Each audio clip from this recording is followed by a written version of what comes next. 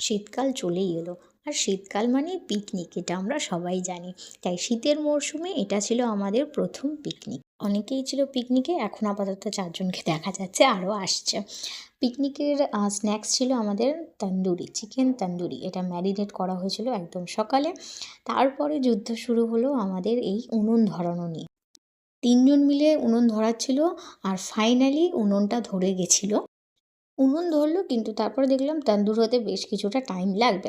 তো তাই ভাবলাম শীতের সন্ধ্যেবেলা এভাবে শুধু শুধু মুখে বসে থাকতে হবে না।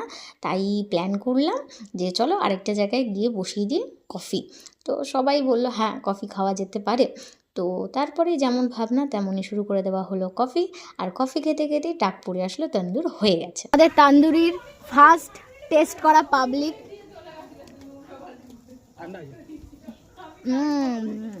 ভালো হয়েছে, দারুণ। দোকানের থেকেও বেশি ভালো, একদম।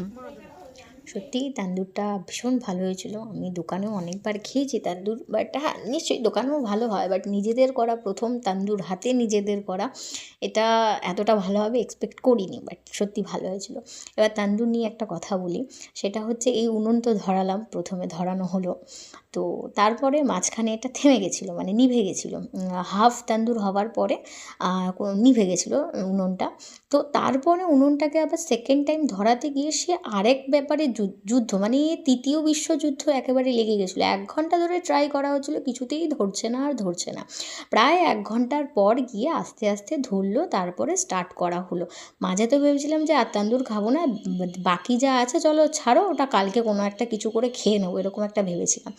তো হয়ে গেল, ঠাকুরের কৃপায় ধরে গেল উনুনটা। আর পিকনিকের আমাদের ডিনারের স্পেশাল ডিশ ছিল বিরিয়ানি।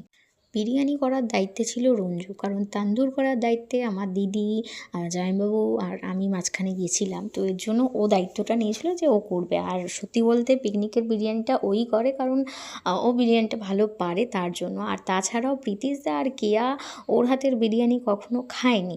তো ওরা বলেছিল যে বিরিয়ানি যখন হচ্ছে পিকনিকে, তাহলে এটা রঞ্জু করুক, তাহলে দেখবো এত শুনেছি ভালো করে, তো কেমন করে এবার তাহলে পিকনিকেই খেয়ে দেখে নেওয়া যাবে। তারপরে শুরু হলো সবাই মিলে একসাথে নাচ করা। পিকনিকের বেস্ট মুমেন্ট এটা, মানে আমি ভীষণ এনজয় করি এই মুমেন্টটাকে পিকনিকে।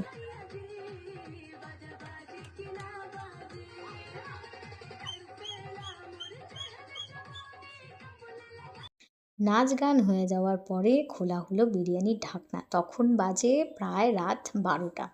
তখন রাত 12টা বাজে, বিরিয়ানির ঢাকনা খোলা হলো, পুরো বাড়িময় বিরিয়ানির গন্ধে ছড়াছড়ি হয়ে গিয়েছিল।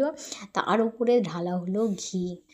বিরিয়ানিটা জাস্ট দারুণ হয়েছে, তোমরা দেখলে বুঝতে পারবে, বা একটু জানিও অবশ্যই যে তোমাদের দেখে কেমন লাগছে বিরিয়ানি। First test. নুন দিয়ে দেবো হালকা। হ্যাঁ, বলো কিরকম লাগছে বিরিয়ানি? আমাদের এই শেফ রান্না করেছে, এই শেফ। এবার বলো। ঝরে ঝরে পড়ছে, ঝরে ঝরে পড়ছে। কেউ ৳1,00,000 দিলেও ভাড়াতে যাবো না। ভিডিওটা এখানেই শেষ করছি। কেমন লাগলো তোমাদের ভিডিওটা অবশ্যই জানিও। ভিডিওটা ভালো লাগলে একটা লাইক, ফলো অ্যান্ড সাবস্ক্রাইব করতে কিন্তু ভুলে যেও না।